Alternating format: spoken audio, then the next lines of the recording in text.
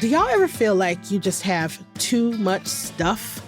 The closet is overflowing, the garage is overflowing, or like me, that chair of donations is really overflowing?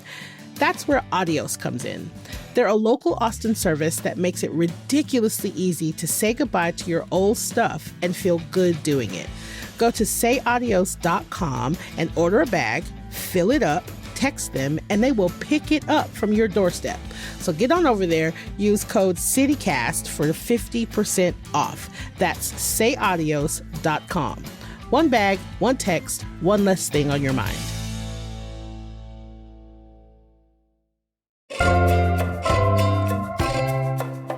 The Austin Independent School District needs money, and closing 13 schools across the city is one of their latest solutions. But are these closures necessary, and will they actually work? Today on CityCast Austin, I get into it all with an education reporter and a parent from one of the campuses on the chopping block.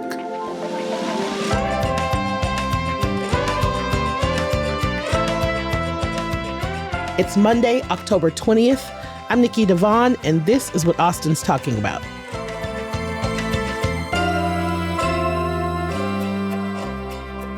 Hello, I am here today with Carrie Heath, education reporter at the Austin American-Statesman, and Emily Polyakoff, mom to an awesome second grader at Ridgetop Elementary. What's up, Carrie? What's up, Emily? How are you? Hi, thanks for having me. Thanks for having me too. So earlier this month, the Austin Independent School District released a proposal to close 13 schools across the city in order to address the district's $19.7 million deficit. And I'm curious, on an A to F scale, how would you grade AISD's paper in this process? So as a parent, it is a wild, wild perspective. I feel for AISD right now. And so I want to be somewhat empathetic to the position that they're in because it's, very nuanced and complicated.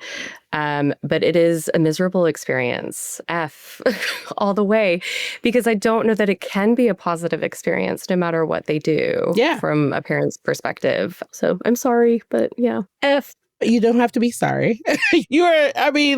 Forgive the terms, but you are boots on the ground. Carrie, what do you think? Yeah, I think this process is going to be really difficult for the community to go through. It's your neighborhood school that you send your kids to.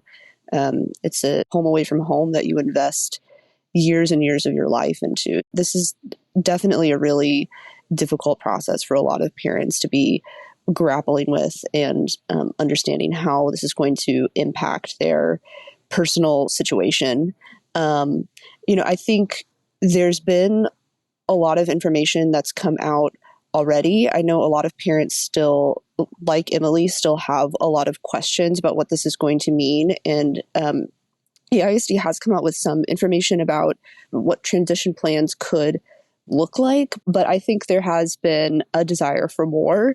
And the district has said that this plan needs to be implemented immediately because of the budget situation that they're in. But I think a lot of parents are really wanting this to slow down. So I think the tension you're seeing right now is really this demand that the district says needs to happen, where this plan needs to move forward immediately. But, parents like Emily really want more time for feedback. So I think a lot of folks are wanting more time to slow this process down. So their grade, what do you think their grade is? Yeah, I'd hesitate to give a grade. That's fair. Well, I'm going to take what you said based on your information you just gave. I'm going to give them a B- from you. This is coming from Nikki on behalf of Carrie. So, Carrie, you've been reporting on this a lot. So why are all these closures necessary? How is AISD going about making these decisions? Because I got to admit, when I heard about this, I don't have any children. Everybody knows that. But I have some friends whose kids go to Ridgetop and to Maplewood, and Oak Springs is in my neighborhood. So the first thing I thought about was why is closing schools the first thing they're going to? What is happening? So can you shed a little light on how did AISD get here? Sure, absolutely. So this is not the first year that AISD has been in a budget deficit. Last year, the district had $110 million deficit, which was pretty astounding. And there was a deficit the year before that as well. So the district has spent a few years cutting costs. They cut admin from central office, reduced the salaries of some folks in the central office. They reduced reliance on external contractors. There was quite a few measures taken to try and reduce costs through other sort of non-classroom related means. If you talk to district leadership, they will say that one of the reasons this is necessary is because of enrollment loss. Austin ISD has lost about 15,000 students over the last 10 years. And there's all kinds of reasons why that might be. There's a lot more schooling options for parents these days. Housing costs in Austin have continued to rise, pushing a lot of families to suburban areas where we've actually seen a lot of growth in the last decade. But there is a trend in urban districts like Austin of enrollment shrink, which in turn means loss of funding, and a response being school closures. So we can certainly argue about whether this is the best or most effective way to reduce the deficit for Austin ISD, but this is a method that other districts use. I will also say that a lot of superintendents around the state argue that they have not been allocated enough funding for their needs from state leadership. We did see a large infusion of state funding this year, but a lot of superintendents say that that's just not enough to keep up with inflation. It sounds like this is something that, not that this makes it any better, across the board is something that school districts try after they've tried a lot of things, especially when it comes to enrollment, right? That's right. And there are some things that AISD has done. To note that $19.7 million deficit that you referenced at the beginning of our conversation is reliant on the district selling off $45 million in property this year. So they're doing things like selling property and trying to cut their costs on software. They've really streamlined that kind of stuff. Yeah. But could they do more? Possibly. Okay. So, Emily, now you've already given them an F for a grade, but with an understanding, right? Yeah. How are parents feeling about the proposed changes? Like, what are you hearing from other families and moms? How are these changes affecting them? What does it mean for these families? Yeah, it's a big question. So from my micro experience, it wasn't surprising that Ridgetop was, on the draft plan to be closed, because we've known that, based off of this data rubric that they put out, that we were on the chopping block. Wow. And so now we're in this draft plan phase where it's like, okay, we're going to vote on whether or not we're actually going to close the school, but maybe we won't. But it's just heartbreaking. You go through that experience of really just mentalizing what that's going to feel like for your kid is just sort of the immediate response. Okay, I got to tell them this.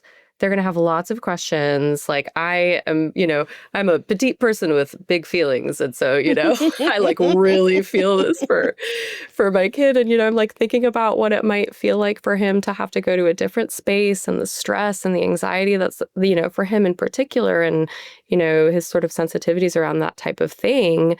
It's really, really difficult to think about your kid having to go through that and it not being something that you have any control over. There's just no agency. It's not because we're moving to a different neighborhood or whatever, it's we don't have any control over it. Yeah. This is where they spend the majority of their week. We put them in the hands of somebody else and hope that they're being treated well and being made to enjoy learning and all of those things. So it's really scary. It's a lot of trust that you're putting into a system, and you hope that they are treating your kids well. And so this is a really fractured experience in terms of how I trust the district. Yeah. I've lost a lot of trust for them, because it's cool, you're going to do this, but what is going to happen in 2 years, in 5 years? The feeder school element is totally up in the air. What middle school is my kid going to go to? Yeah. And it's just so many questions. It's so overwhelming. But there is this really active WhatsApp group for the Ridgetop parent community. It's like the parent advocacy group, and tons of conversation. But there has been a really positive shift in tone in terms of the school that our dual language program is potentially being consolidated into. It's contingent upon a lot of details that we don't know yet, but yeah. Do you have any idea if Ridgetop closes where your kid is going to go? Well, oh no. We've been given a choice, essentially-ish, right? So like if you are zoned for Ridgetop, which my child is not, he's a transfer in, because I wanted him in a wall-to-wall dual language program because it's a really great opportunity. Those programs are awesome. Oh, I have a friend that works at Ridgetop and he loves his job. He loves his job. I mean, it's a fantastic school, fantastic community. And so people who are zoned for Ridgetop can go to Riley. But if you want to go to the wall-to-wall dual language program, he can go to Pickle, which is actually the school that he would be zoned for because I live in St. John's. So technically he's zoned for Pickle if he were not going to Ridgetop. But Pickle is no longer going to be a zoned school. Exactly. So if we didn't go to the dual language program, like feeder into Pickle, he would be zoned for Heart, which I know nothing about. So like my boundaries have changed. It's so confusing. Wild. It's wild. This is wild. It's epic. When I was in elementary school, they started a busing program when I was a kid. And one year, out of nowhere, me and a bunch of kids started being bused to another school. It was for diversity, whatever. And I remember my entire ecosystem changing, my entire just like faces, teachers, the way teachers dealt with me, the way they talked to me, the way they talked to it just everything changed so much. I remember it vividly, and I'm so old at this point, not old, but you know what I mean? Like it still sticks in my brain, this little time, right? And true, I made a lot of new friends and that was awesome. And I adjusted because kids are resilient. And they adjust and they figure it out. But, you know, having that time of like unsureness and, you know what I mean, is difficult. It's difficult for like, just trying to find your boundaries again or trying to, just trying to find your footing again. Absolutely. And so I'm curious if AISD is even talking about any kind of programs to help kids with this transition, because it's a transition. There's a good chance that some kids might be able to keep seeing their friends. Some kids will not. So is AISD even talking about how this is affecting the kids and what they plan to do about it? Well, I think that's a really good question. I think Emily is a great example of how this process has been very mystifying for a lot of parents. Austin's a district that has offered a lot of choices and options for parents, but it has led to these situations where it's become very confusing for students who are going to be moving to new schools. The district has said that they will plan on offering some kinds of supports, but we just don't know what that's going to look like at this point. I think another question that I have in my mind is, as the district has gone through this process, they also have redrawn proposed attendance boundaries for basically every school in the district. And so about a quarter of Austin students would be zoned to a new school come the new school year. And while you can get grandfathered into your old school if it's still open, the district wouldn't be at this point providing transportation for those grandfathered students. So that's students who are not able to access transportation through families or friends. That wouldn't be an option to them. They would end up needing to go to their new zoned school. So I do think there are still a lot of questions about what kinds of supports are going to be provided for students and staff as well through this process. Wow. I think it's really important to think about how truly mystifying it is, where it's like, yeah, we'll figure it out. We have a plan. We're going to figure out what to do, but we're just going to do this step first. But then thinking about it from the context of especially children who are in the SPED program. And for anyone who doesn't know, SPED means special education. You know, again, even like my sweet child who is not, but like is very sensitive to new environments and transitions, and it can cause just tons of upheaval, you know, for him in general. And it's like, I really, really need to know how those kids are going to be supported. There are some interesting things happening, like with Rich Top moving to Pickle, you know, is it going to work? Maybe not, but this is my kid's education. I don't really feel okay with him being like a guinea pig. You know, Exactly. I took time to make decisions and time to make sure that like I got him set up and it's working and it's working great. And like, I know that he's going to feed into a specific school, and like, it's just the level of upheaval is years and years and years down the road. I just don't know what to expect, but like, it's my kid's future. Yeah. I'm gonna have to do something. It's like, you know, I want to keep him in the public education system because I do really think the state has their boot on the AISD's neck, and they're trying to push parents out of the public school system so that they can dismantle it. That is not fact. That is my opinion. I agree. That is an opinion that I share with you.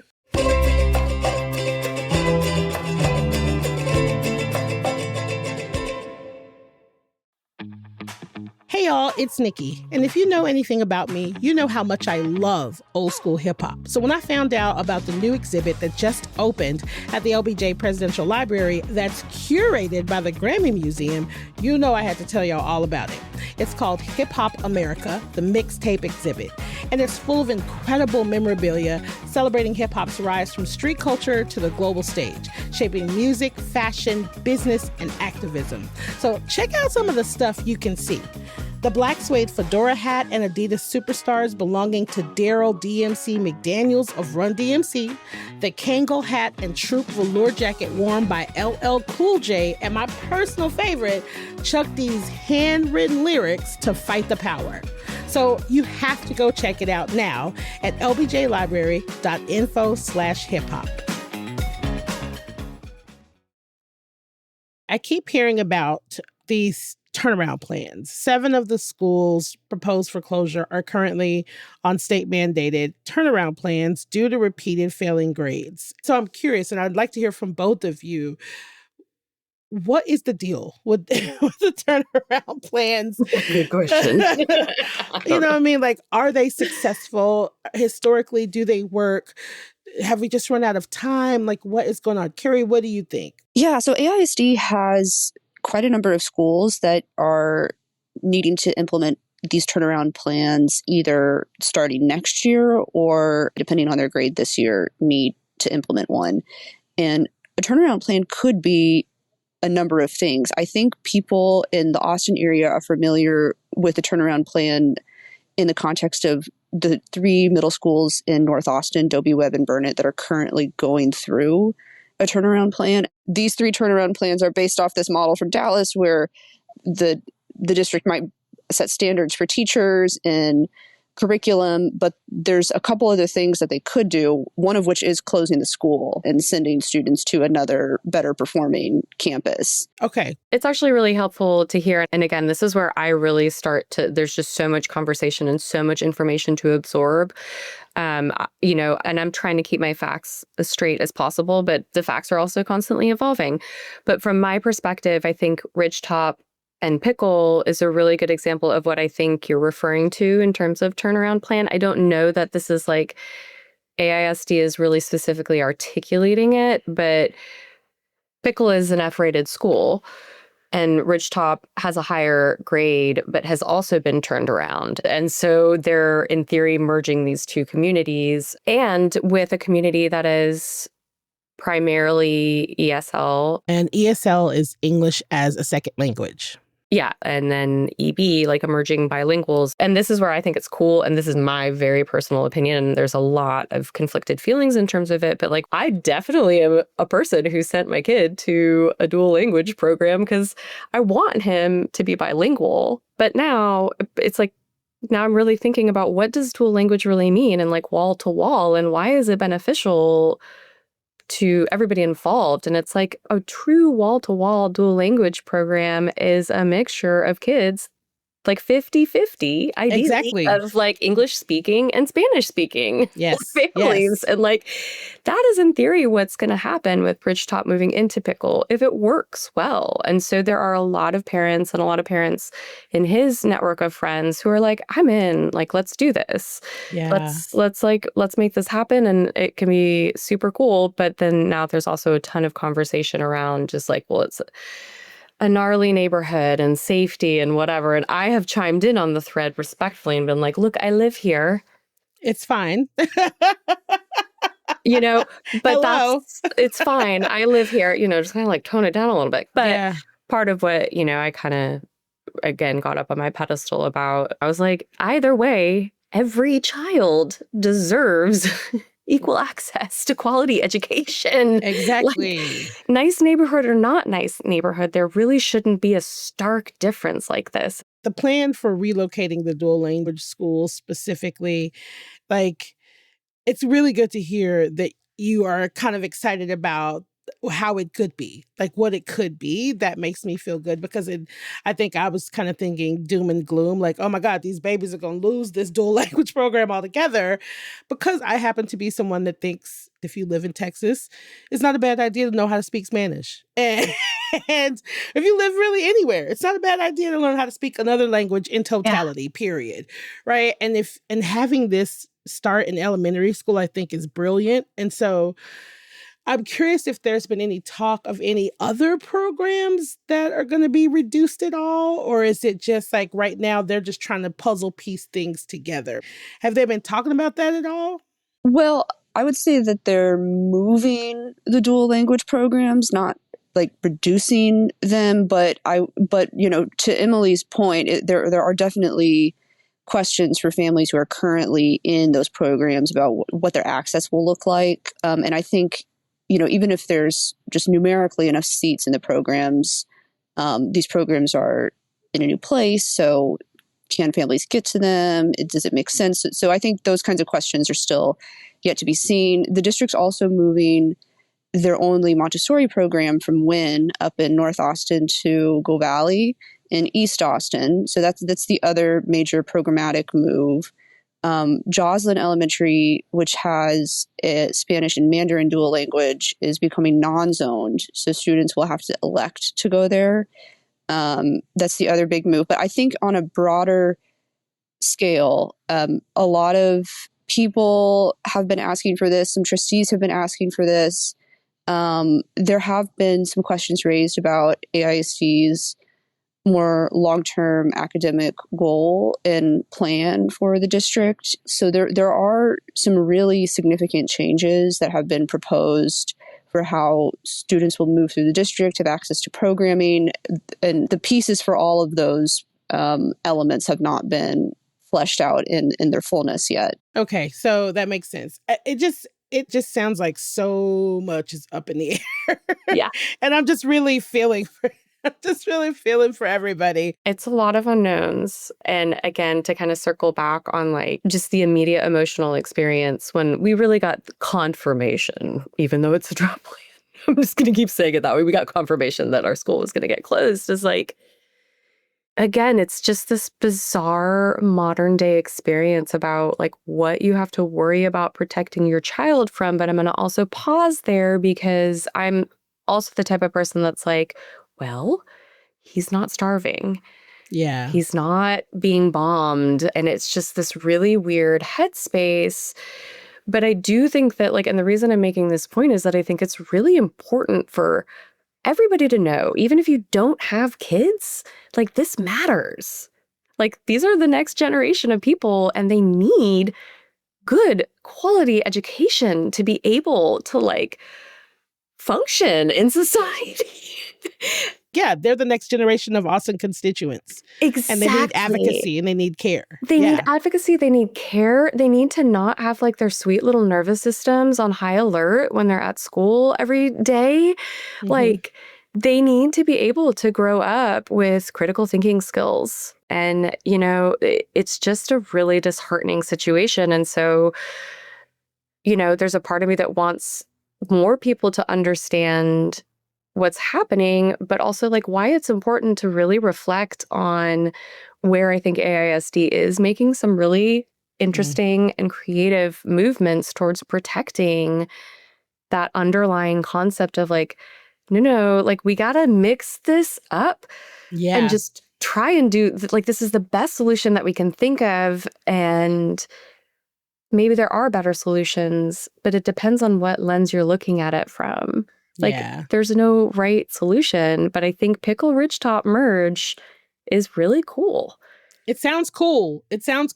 I'm terrified, and I'm like not super comfortable with my kid being a guinea pig, but I also know that I'm going to be there with him every step of the way. And if I have to change some stuff up, I'll change some stuff up. But like, I also see this as a parent as like my way of kind of pushing back in terms of what I think the state and the federal government at this point right now is doing to education, which is just, utterly catastrophic. And we all really got to think about it and what it means for everybody. Now, AISD School Board is going to vote in these proposals November 20th. For my last question, I'm just curious from both of you, whether you're a parent or not, what should Austinites be on the lookout for? What should we be paying attention to so that we can be aware? Because, again, it seemed to come out of nowhere to me, but I know it's because I'm on the outskirts, but I'm like, okay, so if this can happen and we're actively doing these things to scoot this budget back, that means other things are happening. This is not the only thing. So what should our city be on the lookout for? Well, I think for me, I'm really curious about does this proposal actually move forward? And I say that because Austin ISD has had proposals to close schools in the past that have either not gone forward or gone forward in a much reduced way. I think a lot of folks who are currently in Austin will be familiar with the 2019 school closure process. And at the time, the district proposed closing 12 schools, but ultimately only closed 4. And that was a very difficult, emotional process that even folks within the district admitted was not done very well, and could have been done in a better way to include community input. So I think I'm really curious to see, does this proposal move forward in a significantly changed way or not, and what the input looks like moving forward. Yeah, that makes sense. What about you, Emily? I mean, I'm going to answer this maybe in a little bit of a different way, but like, I'm going to be on the lookout for how these schools are performing. And like, just in terms of once I'm thinking more farther in the future and in terms of like the plan has been approved and we're moving towards it. And it's like, that makes sense. Then the big next things are like, how are they supporting the students through this transition? That is huge, right? Like, these are human beings and that have absolutely no voice other than like what their parents are advocating for. It's like, cool. But anyways, so thinking about that, but then also that TEA takeover, I'm going to like throw those words in there. That is terrifying. Yeah, that's terrifying. And that's when the TEA or Texas Education Agency literally takes over the district because it's not performing well enough. Terrifying. So like, that's what I'm looking at in terms of like how these schools are performing and, in the end, how we can support our public school system in the city. Yeah. We should all be keeping our fingers on the pulse of the situation, I think. Carrie, Emily, thank you so much for being here and chatting with me and having this conversation because it's heavy. Thank you for having me. Thank you. After I said goodbye to Carrie and Emily, Emily was kind enough to turn the mic over to her son. And he's a second grader at Ridgetop Elementary. Since his school is the one that might close, we wanted to hear directly from him. What's your name? Theo. Hi, Theo. I'm Nikki. Thanks for answering my question. I just have one. I just want you to tell me, how are you feeling about your school maybe closing? I mean, I kind of feel sad because Ridgetop is my favorite school. I understand that. I understand feeling sad. I had to move schools when I was young too. It was super sad.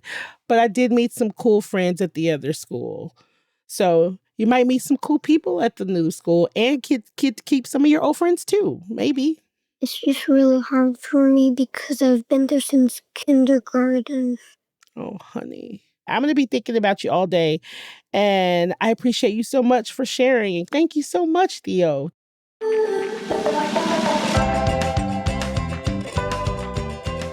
That's all for today here on CityCast Austin. You can find links to Carrie's reporting and AISD's proposed closures in our show notes. If you enjoyed the show, why not tell a friend, rate the show, leave us a review, and subscribe to our Hey Austin newsletter. And if things like this matter to you and you love talking about it and you love hearing about it, help support it by becoming a neighbor today at membership.citycast.fm. We'll be back tomorrow morning with more news from around the city. Bye, y'all.